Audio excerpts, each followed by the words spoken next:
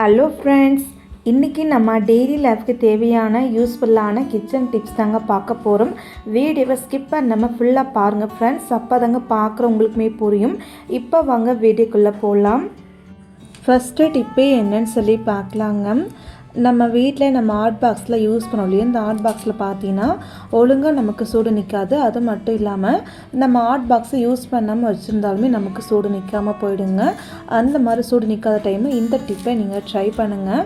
Hot box நம்ம open பண்ணிக்கலாங்க. அதுக்கப்புறம் நீங்கள் பார்த்தீங்கன்னா நம்ம நியூஸ் பேப்பர் எடுத்துக்கலாங்க. நீங்கள் பேப்பர் எடுத்துகிட்டு சின்ன சின்ன பீஸை நம்ம கட் பண்ணிக்கணுங்க. சின்ன சின்ன பீஸை கட் பண்ணிவிட்டு ஹாட் பாக்ஸ் உள்ளுக்குள் நம்ம பேப்பர் போட்டுக்கலாங்க.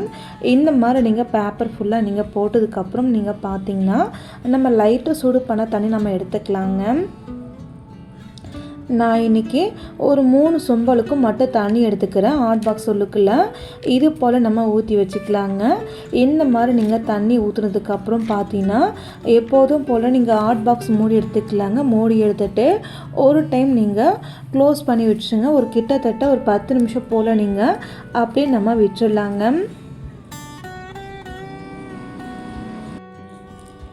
இப்போ பாருங்கள், 10 நிமிஷம் போல் ஆகிடுச்சிங்க. 10 நிமிஷம் கழித்து நீங்கள் எப்போதும் போல் ஹாட் பாக்ஸ் நம்ம ஓப்பன் பண்ணிக்கலாங்க. ஹாட் பாக்ஸ் நம்ம ஓப்பன் பண்ணிவிட்டு அது உள்ளுக்குள்ளே நியூஸ் பேப்பர் எல்லாம் இருக்கு இல்லையா, அது ஃபுல்லாகவே நீங்கள் கை வச்சு தண்ணியை எடுத்து போட்டுருங்க. அதுக்கப்புறம் நீங்கள் தண்ணி எடுத்து நீங்கள் சிங்கில் ஊற்றிக்கலாங்க. இப்போ நான் பாருங்கள் தண்ணியுமே எடுத்துகிட்டு சிங்கில் ஊற்றிக்கிறேன். இந்த மாதிரி நீங்கள் பண்ணும்போது இந்த ஹாட் பாக்ஸ் உள்ளுக்குள்ளே நமக்கு நல்லா சுடு தங்குங்க. அது மட்டும் இல்லாமல் நமக்கு பேட் ஸ்மெல் எதுவுமே இருக்காதுங்க. இப்போ நம்ம தண்ணி ஊற்றியாச்சுங்க. கண்டிப்பாக இந்த டிப்பை நீங்கள் ட்ரை பண்ணுங்கள். உங்களுக்கு ரொம்பவே யூஸ்ஃபுல்லாக இருக்குங்க. இந்த டிப்ஸ் உங்களுக்கு பிடிச்சிருக்கு அப்படின்னா மறக்காமல் ஒரு லைக் போட்டுட்டு பாருங்கள். நெக்ஸ்ட்டு டிப்பு என்னன்னு சொல்லி பார்க்கலாம். ஒரு அகலமான பாத்திரம் எடுத்துக்கலாங்க. பாத்திரம் உள்ளுக்குள்ளே ஒரு 2 சொம்பலுக்கு மட்டும் நம்ம தண்ணி சேர்த்துக்கலாங்க. இந்த மாதிரி நம்ம தண்ணி சேர்த்ததுக்கப்புறம் இது கூடவே நம்ம 3 பேக்கெட் கம்போர்ட் எடுத்துக்கலாங்க. எந்த பிராண்டட் கம்போர்ட் இருந்தாலும் அதை நீங்கள் எடுத்துக்கலாங்க. 3 பேக்கெட் கம்போர்ட் ஃபுல்லாகவே இந்த தண்ணி உள்ளுக்குள்ளே சேர்த்துக்கிறோங்க. அதுக்கப்புறம் அந்த கவரை கட் பண்ணிட்டு அந்த கவர் உள்ளுக்குள்ளேயே கொஞ்சமாக நம்ம தண்ணி ஊற்றிட்டு அழைச்சிட்டு அந்த கப்புக்குள்ளேயே ஊற்றிக்கலாங்க. அதுக்கப்புறம் நம்ம இந்த கவரை நீங்கள் சைடில் வச்சுக்கோங்க. அதுக்கப்புறம் இந்த பாத்திரம் எடுத்துகிட்டு ஒரு டைம் லைட்டாக நீங்கள் ஷேக் பண்ணிங்கன்னா அந்த தண்ணி கம்போர்ட் நமக்கு ரெண்டும் நல்லா மிக்ஸ் ஆகிடுங்க. அதுக்கப்புறம் இதை நீங்கள் சைடில் வச்சுக்கோங்க.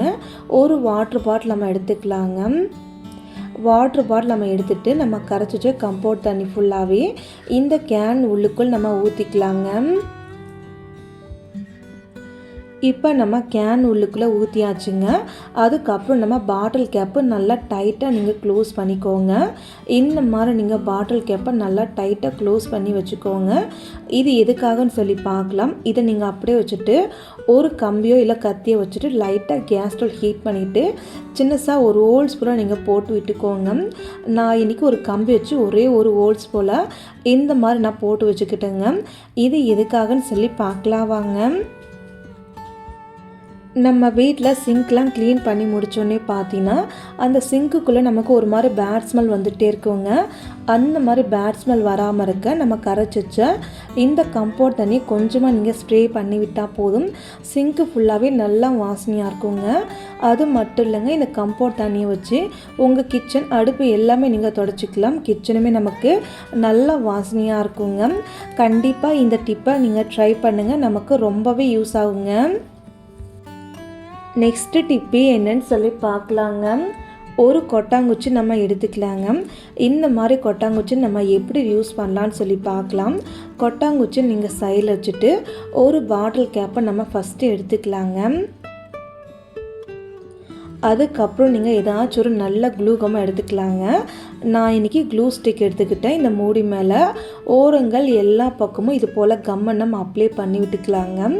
இந்த மாதிரி நம்ம கம்மை அப்ளை பண்ணதுக்கப்புறம் இந்த கொட்டாங்குச்சியோட பேக் சைடில் கரெக்டாக சென்டர் பார்த்து இந்த பாட்டில் கேப்பை இது போல் நல்லா நீங்கள் ஒட்டி வச்சுங்க. அதுக்கப்புறம் கொட்டாங்குச்சி இது போல் நேராக வச்சுட்டு கை வச்சு நல்லா நீங்கள் ப்ரெஸ் பண்ணிங்கன்னா நமக்கு நல்லா டைட்டாக நமக்கு பிடிச்சிக்குங்க. இப்போ பாருங்கள், நமக்கு நல்லா டைட்டாக பிடிச்சிக்கிச்சுங்க. அதுக்கப்புறம் இன்னொரு பாட்டில் கேப் எடுத்துக்கலாங்க. இன்னொரு பாட்டில் கேப் எடுத்துகிட்டு பின்னுக்கு வச்சு இது போல் சின்ன சின்ன ஹோல்ஸை நீங்கள் போட்டு வச்சுக்கோங்க. இந்த பாட்டில் கேப்பு நான் ஏற்கனவே யூஸ் பண்ண கேப்புங்க. என்கிட்ட வேறு கேப் இல்லாதனால இந்த கேப்பில் நான் பின்னுக்கு வச்சு லைட்டாக சின்ன சின்ன ஹோல்ஸை நான் போட்டு வச்சுக்கிட்டேன். இந்த மாதிரி ஹோல்ஸை நீங்கள் எத்தனை வேணாலும் நீங்கள் போட்டுக்கலாங்க. நான் இன்றைக்கி ஒரு 4 ஹோல்ஸ் போல் மட்டும் போட்டு வச்சுக்கிட்டேன். அதுக்கப்புறம் இந்த பாட்டில் மூடி மேலே இந்த மாதிரி ஓரங்களை க்ளூ ஸ்டிக்கோ இல்லை நல்லா க்ளூ கம்மாக நீங்கள் அப்ளை பண்ணிவிட்டு இந்த மாதிரி நீங்கள் கொட்டாங்குச்சி சண்டரை நீங்கள் ஒட்டி விட்டுருங்க. ஒட்டி விட்ட பின்னாடி கை வச்சு நல்லா நீங்கள் ப்ரெஸ் பண்ணிங்கன்னா நமக்கு நல்லா டைட்டாக பிடிச்சிக்குங்க. இது எதுக்காகன்னு சொல்லி பார்க்கலாம். நம்ம நிறைய பிரிட்டில் பார்த்தீங்கன்னா உதுத்தி வைக்க நம்மக்கிட்ட உதுத்தி ஸ்டாண்ட் இல்லாமல் இருக்கும் இல்லையா, அதுக்காக இதை நீங்கள் யூஸ் பண்ணிக்கலாங்க. நம்ம சின்ன சின்ன ஹோல்ஸ்லாம் போட்டோம் இல்லையா, அந்த ஹோல்ஸுக்குள்ளே இந்த மாதிரி நீங்கள் உதுத்தியும் நீங்கள் இன்சர்ட் பண்ணிக்கலாங்க. பார்க்கவும் நமக்கு ரொம்ப நீட்டாக இருக்கும், அழகாகவும் இருக்குங்க. கண்டிப்பாக இந்த டிப்பை நீங்கள் ட்ரை பண்ணி பாருங்கள் ஃப்ரெண்ட்ஸ், ரொம்பவே யூஸ்ஃபுல்லாக இருக்குங்க. நெக்ஸ்ட்டு டிப்பு என்னன்னு சொல்லி பார்க்கலாங்க. நான் இன்றைக்கி பார்த்தீங்கன்னா சக்கரை எடுத்திருக்கேன். நம்ம வீட்டில் வெயில் காலம் வந்துட்டாலே அந்த எறும்புங்களை ரொம்ப அதிகமாகிருங்க. முக்கியமாக சக்கரை டப்பாவை தேடி அந்த எறும்புங்கள்லாம் வந்துடுங்க. அந்த மாதிரி சக்கரை டப்பாக்குள்ளே எறும்பு வராமல் இருக்க கண்டிப்பாக இந்த டிப்பை நீங்கள் ட்ரை பண்ணுங்கள். ஒரே ஒரு எறும்பு கூட சக்கரை டப்பாக்குள்ளே நமக்கு வரவே செய்யாது. அது எப்படின்னு சொல்லி பார்க்கலாம். ஃபஸ்ட்டு நம்ம வீட்டில் யூஸ் பண்ணக்கூடிய பிரியாணிக்கு சேர்க்கக்கூடிய கிராம்பு ஒரு 4-5 போல் எடுத்துக்கலாங்க. இந்த சக்கரை மேலே போல் நீங்கள் போட்டு விட்டுக்கோங்க. அதுக்கப்புறம் பிரியாணியில் 1 போல் மட்டும் எடுத்துகிட்டு அப்படியே நீங்கள் போட்டு விடாமல் சின்ன சின்ன பீஸாக நீங்கள் கையாலே கிள்ளி நீங்கள் போட்டிங்கன்னா அந்த பிரியாணியில் வாசனைக்கும் கிராம்பு வாசனைக்குமே ஒரே ஒரு எறும்பு கூட சக்கரை டப்பா மேலே வரவும் செய்யாது.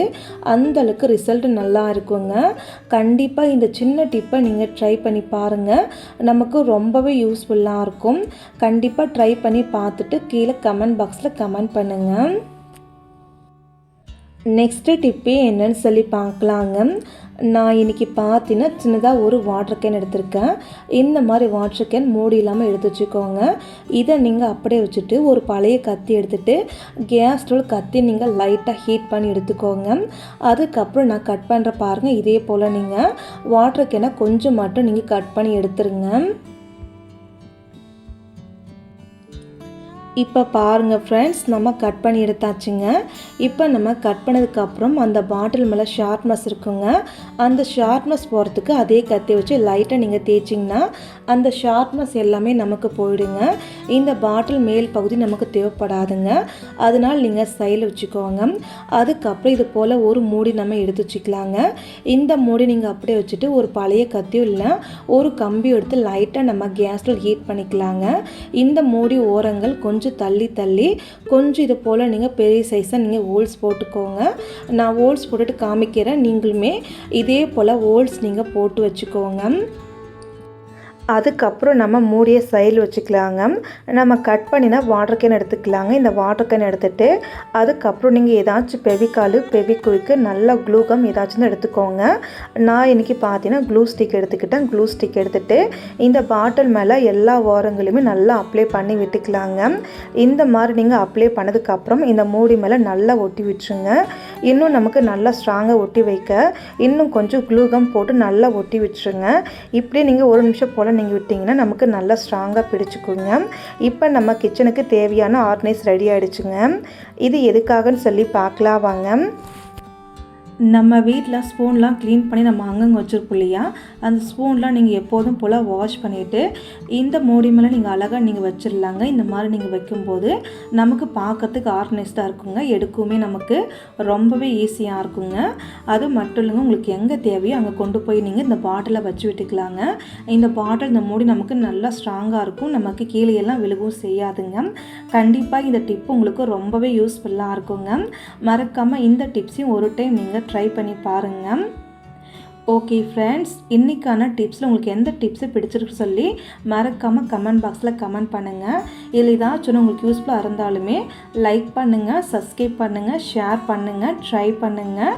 Thank you friends. நாளைக்கு பார்க்கலாம் வேறொரு வீடியோவில்.